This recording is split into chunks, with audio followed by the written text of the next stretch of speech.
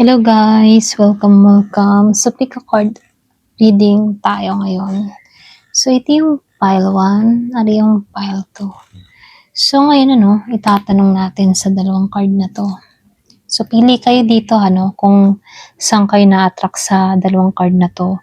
Yung itatanong natin, bakit hindi pa dumarating ang love na hinihintay mo? Okay, so start na tayo File 1, file 2. So ayan.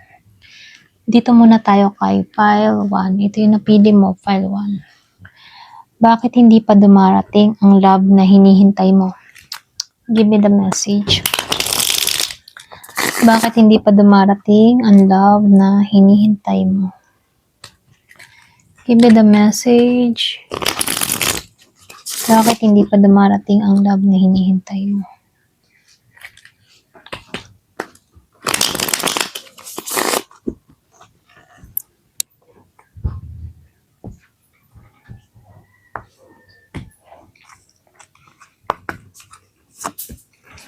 So, meron ditong the Hierophant, Ace of Pentacles, King of Pentacles upright, Six of Swords reverse, Ace of Wands, Seven of Swords reverse, Ten of Cups reverse, Four of Cups reverse, Seven of Cups upright, Nine of Pentacles reverse, Three of Swords. Marami ditong Earth sign, Virgo, Capricorn, Taurus. So, start na tayo, Malakas dito yung Taurus, Meron din akong nakikita dito ang Virgo, Gemini, Libra, Aquarius, Scorpio, Cancer, and Pisces.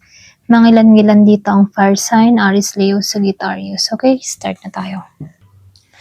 So, dito, ayan, ayusin ko lang, Ayan.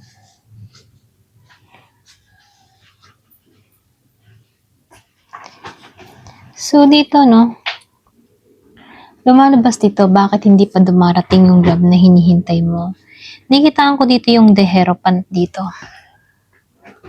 Kumbaga, dito sa the Hierophant, lumalabas dito yung iba sa inyo, okay, or mangilan-ngilan, or karamihan, hindi dumarating yung love na hinihintay mo dahil lumalabas dito mataas yung standard at value mo pagdating sa pag-ibig, okay?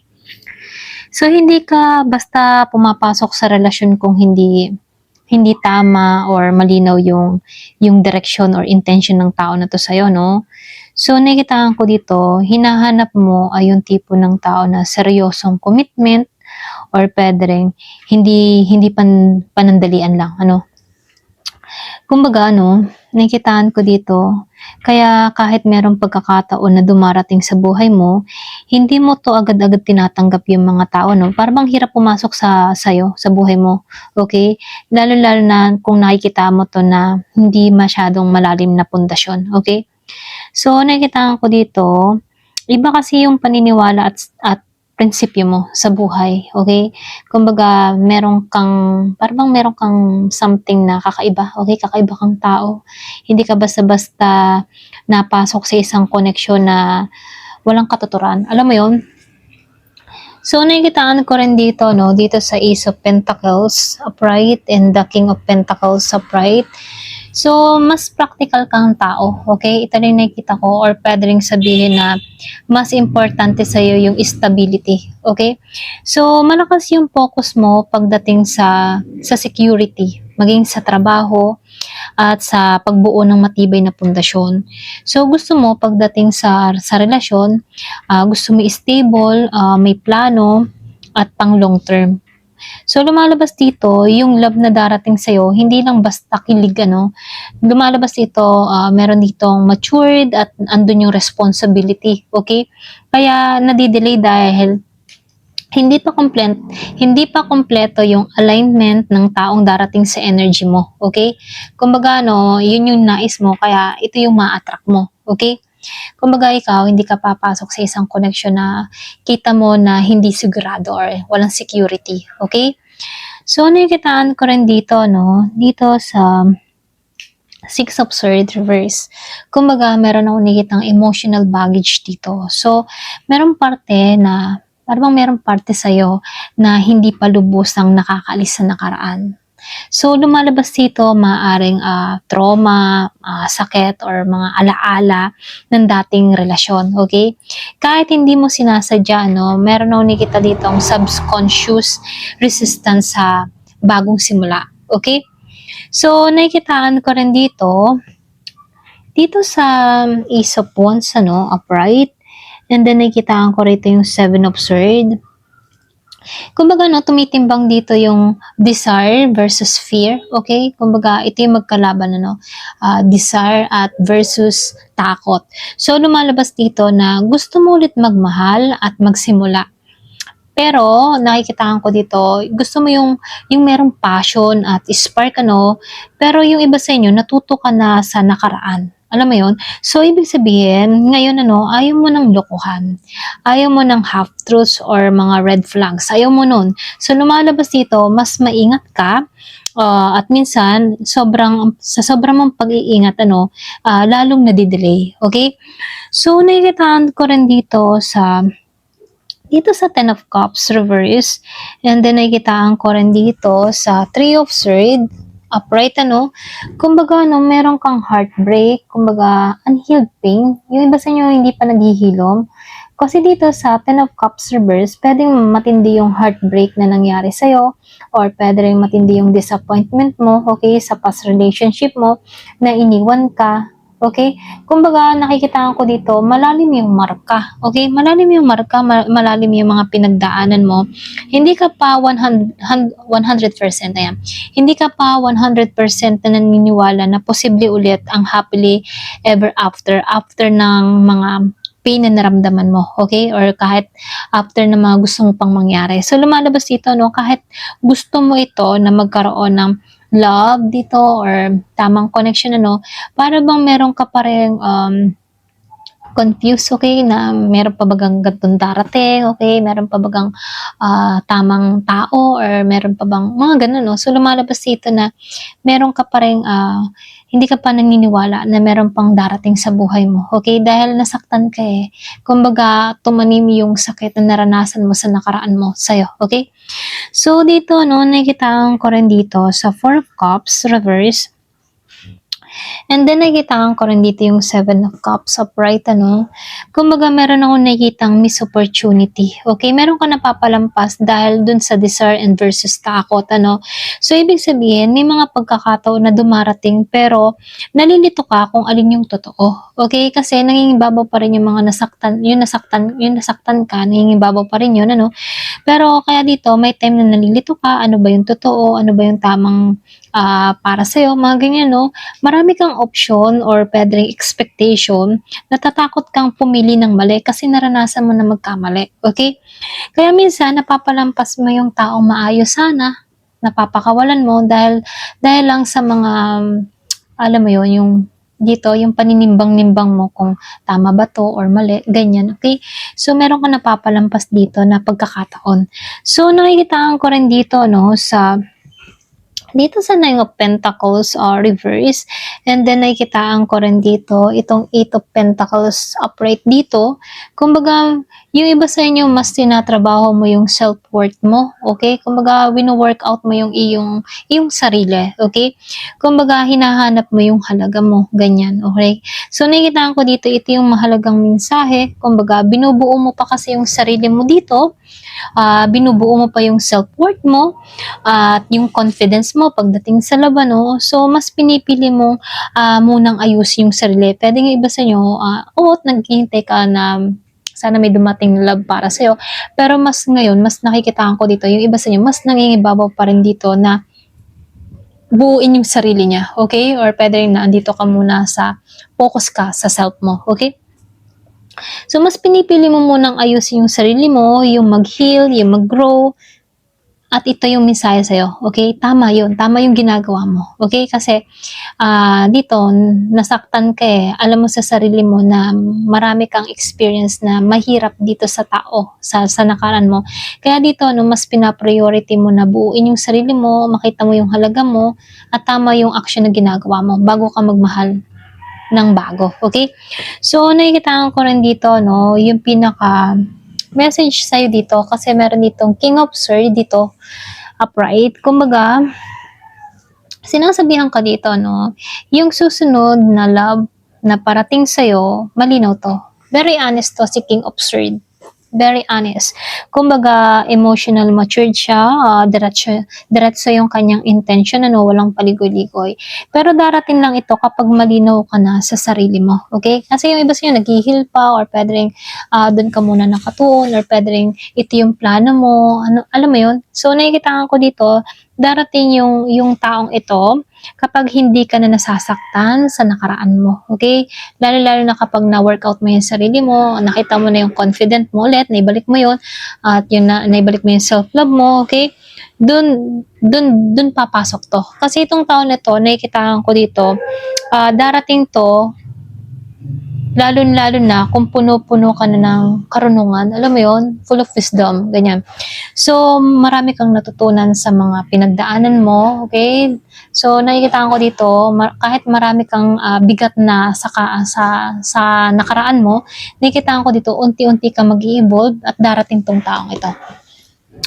So, nakikita ko dito, may parating dito na Gemini, Libra, and Aquarius, okay? So, air sign ang energy ng tao na to. So, nakikita ko dito, hindi pa ito dumarating sa panahon ngayon. Kumbaga, kasi, hindi pa ito dumarating sa love dahil mataas pa yung standard mo, or pwedeng mataas at seryoso ang standard mo. Okay? Ayaw mo ng paewan-ewan lang. Ano? So, nakikita ko dito, may unhealed pain pa mula sa nakaraan, ano? Kumbaga, mas inuuna mo muna dito yung stability at growth mo. Kumbaga, self-growth mo. Yun muna yung pina-priority mo dito. Hinahanda ka pa kasi dito ni universe sa mas matino at matagalang relasyon. Ito lang yung mensahe sa'yo. Hindi ka dinideny. Kumbaga, iniingatan ka. Kumbaga, ibibigay sa'yo yung karapat-dapat para sa'yo. Okay? Ayan, hanggang dito na lamang po. Thank you for watching. Love and peace.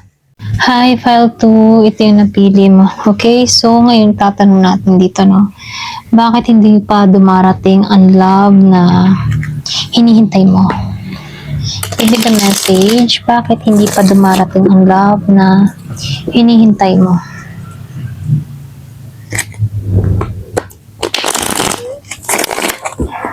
Give me the message. Bakit ba hindi pa dumarating ang love na hinihintay mo?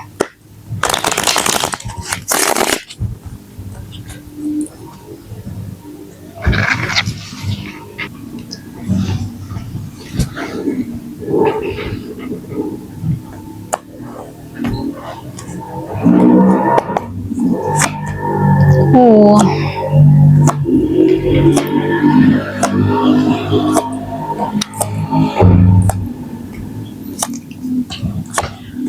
So, meron nung nakikitang Capricorn dito, Gemini, Libra, and Aquarius, Scorpio, Cancer, and Pisces.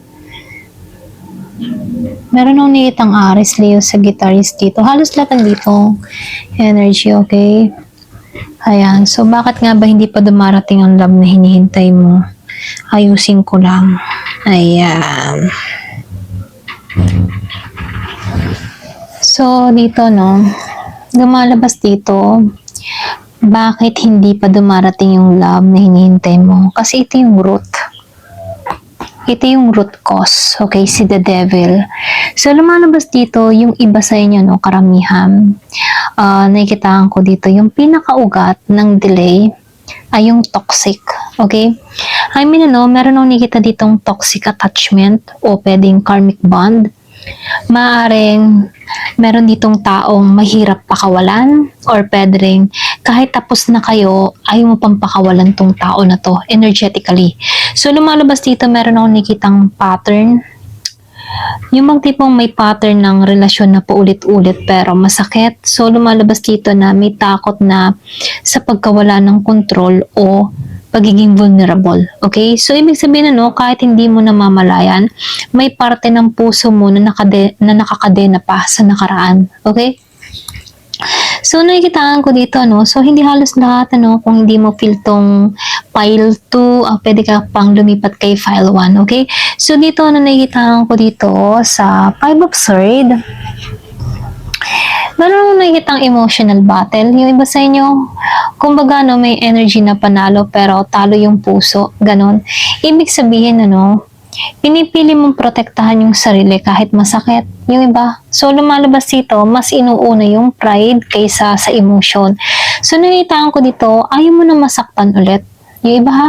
So, lumalabas dito kahit yung bang kaya meron ditong pader na nilalagay dahil ayaw masaktan ulit. Ito yung nagiging dahilan no, sa bagong pag-ibig na papasok ano. Imbis na pumasok yung bagong pag-ibig, para bang naka-attach pa siya sa nakaraan. Ganon yung nakikita kong energy dito. So, nakikitaan ko dito sa Queen of Swords reverse. Yung iba sa inyo meron ako nakikitang block. Pwedeng block communication, pwedeng binlock sa messenger, sa Facebook, or sa kung ano mang online ano. Meron ako nakikitang blockage, or pwede rin may mga hindi nasasabi, or hindi na ilalabas, or niipon na sama ng loob. Okay, may block, or pwede rin may block dito sa throat chakra niya. Kung hindi niya ma-open yung nais niya, may sama ng loob, pero hindi niya masabi, mailabas, ganyan. So, kapag hindi pa malinaw yung kanyang emosyon, ano, meron ditong salita na mahirap pumasok, okay, pagdating sa taong ito, okay? Kumbaga, no, yung yung mga tipo na mahirap pumasok ang taong ito para talaga sa'yo, okay? Kasi merong block, or pwede rin ikaw yung tipo ng tao na sinarhan mo muna, okay? Yung mga ganun, ito rin nakikita ko dito, no, kumbaga, meron ka kasing sama ng loob dito sa isang tao. Kaya meron akong nakitang kaya hindi pumapasok yung new person, bagong pag-ibig, dahil naka-attach pa rin siya sa nakaraan niya. Okay? So, ito na nakikita ko dito. So, nakikita ko rin dito sa Two of Wands in the Chariot dito, no? Meron akong nakikitang gustong mag-moving forward. Ito yung pinaka okay dito, ano, okay na balita dito, kasi handa ka na sa isip at direksyon. I mean, sa ano, handa na yung isip mo dito at panibagong direksyon, ano, para ba nagkakaroon ka dito ng panibagong realization, na nagkakaroon ka ng panibagong perspective, pananaw, ano, or pwede rin sabihin na natatauhan ka dito na kailangan mag-moving forward, pakawalan na to, si the devil dito, okay, yung mga toxic pattern, pakawalan na, ganyan, para bang natatauhan ka. So, nakikitaan ko dito, alam mo na kung ano yung gusto mo at kaya mo nang mag-move forward, ano. So, kaya lang, yung tanong lang naman dito, kasi lumalabas dito si the devil dito, no. Meron akong nakikitang bit-bit pa yung bigat ng nakaraan habang umuusad eh. Kahit baga siya umuusad, para bang yung alaala nung nakaraan niya, pilit-pilit pa rin na sumasagi sa isip niya dito, okay, or pwede rin sa'yo sumasagi sa isip mo dito, okay? Kaya ito din yung dahilan kung bakit hindi pa dumarating yung tamang love para sa'yo, dahil meron pa ditong nakasabit mula sa nakaraan. Kumbaga, hindi pa siya tuluyang nakakat, okay? Kaya yung panibagong energy hindi pa makapasok sa'yo, or panibagong love, kasi meron pang naka-stuck sa nakaraan. So, nakikitaan ko rin dito, no? Dito sa The Emperor, meron akong nakikitang control dito, no? Kumbaga, malakas naman yung energy ng control at boundary at pagiging matatag mo dito, okay? Pero minsan, ano, sa sobrang control, nagiging emotional wall ito, okay? Para bang walang makakapasok, ganun yung energy, okay? Walang makakapasok na panibago. Kasi ang taas ng wall mo dito eh, para bang hindi mo binibigyan ng chance ang iba na pumasok sa buhay mo rito, kasi sarado yung puso't isip mo rito, okay? So, nakikita ko dito sa The Tower, ano, hindi darating yung bagong love hanggat hindi mo binubuksan or winawasak yung lumang paniniwala mo rito, okay? So, yung iba sa inyo kasi parang bang sa sobra mong The Emperor dito, no, sa sobra mong independent, yung parang tipo na kaya ko mag-isa, ligtas ako kapag mag-isa, kaya ko yung sarili ko, ganun. So, imbes na merong lumapit sa'yo dito, nasasarhan dito kasi tumataas yung wall mo dahil sa gusto mo maging kaya mo yung sarili mo eh, ganun. So, nakikita ko dito, yung iba sa inyo, no, meron kang mindset dito na kaya ayaw mong palapitin or meron man gusto sumubok sa'yo, tumataas yung mood mo kasi ayaw mong masaktan. Yun yung nagsising in sa mind mo na baka masaktan ako ulit. Okay? So, kailangan mong maging strong palagi. Ganun yung energy mo dito. Kailangan ko maging matatag, matapang. Kaya ko to. Kahit nag-iisa lang ako. Kaya ko. Mga ganun ano. So, kailangan dito, magkaroon dito ng emotional reset.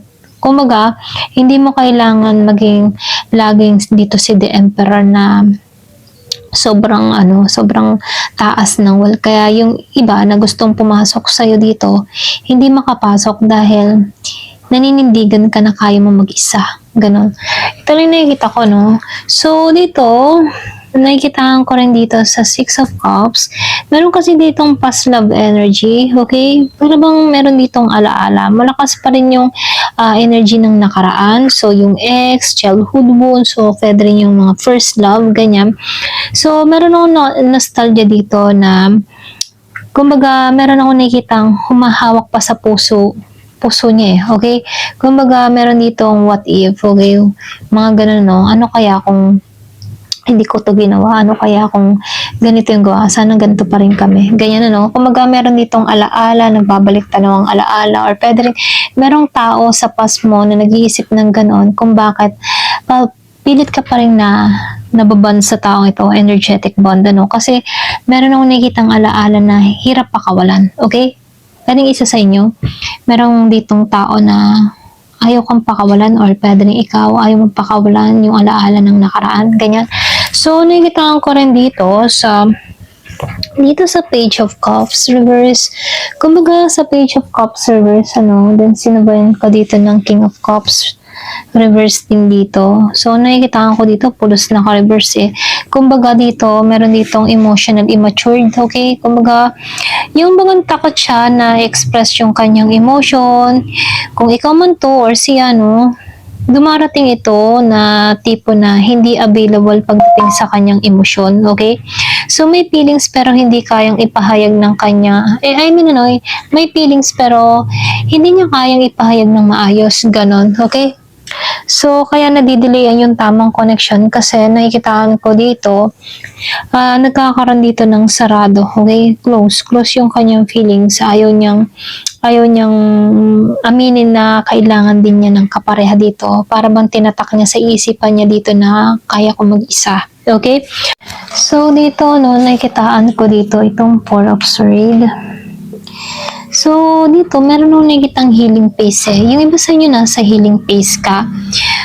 Kumbaga, ito yung intentional pose ni universe, Kumbaga, pwedeng hinayaan ka muna niya dito na magpahinga, okay? Kumbaga, hindi naman to punishment. Kumbaga, andito ka sa period ng healing para ma-relax mo yung puso at isip mo dito. Ganon. So, nakikitaan ko rin dito sa Ten of Wands reverse, yung bang unti-unti mong binibitawan yung bigat ng nakaraan. Kumbaga, meron nung nakitang releasing burdens. Kapag tuluyan mong nilabas yung emotion mo, yung emotional baggage mo dito, mas mabilis yung pagdating ng love. Kumbaga, ito na yung time para bitawan mo yung papahirap sa'yo dito. Bitawan mo yung nakaraan na sobrang masakit para sa'yo. Ito na yung time para tanggalan to. Kasi lumalabas dito sa The Devil energy na meron akong nakikitang naka-attach pa sa nakaraan kahit nasasaktan na. Alam mo yun? So dito, pwedeng masakit yung experience mo sa nakaraan na kung saan pwedeng nagalit yung iba. Kaya dito, naglagay ka ng malaking wall, takot ka magtiwala muli, ganon. So, dito, sa King of Swords, lumalabas dito, ito yung final advice para sa'yo. Yung susunod na love na darating sa'yo, malinaw siya sa sarili or pwede rin magkakaroon ka ng magkakaroon ka ng malinaw para sa sarili mo kung ano ba talaga yung gusto mo, okay? So, matututunan ka dito na hindi kailangang kontrolin yung emotion, hindi kailangang kontrolin yung takot, or yung attachment. So, nakikitaan ko dito, matututunan mo na magmahal ng merong clarity at honesty at boundaries. Yung iba sa inyo, So, nakikitaan ko dito, pile 2, hindi pa dumarating yung love dahil meron akong nakitang karmic and toxic attachment dito sa The Devil, okay? may mga emotional wall at control issue ka pa dito sa The Emperor. So, kailangan mo ng big emotional reset dito sa The Tower. So, nasa healing at releasing phase ka pa ngayon, okay? So, kapag natapos na yung Tower moment, mabilis na darating ito sa susunod dito sa The Chariot. Okay? Kung kailangan mo dito pakawalan yung mga dapat pakawalan, tanggapin lahat ng mga dapat tanggapin at tanggalin. So, ito na yung time para pagbitaw sa mga nakaraan. Ayan, ito na yung mensahe sa'yo. Thank you for watching. Love and peace.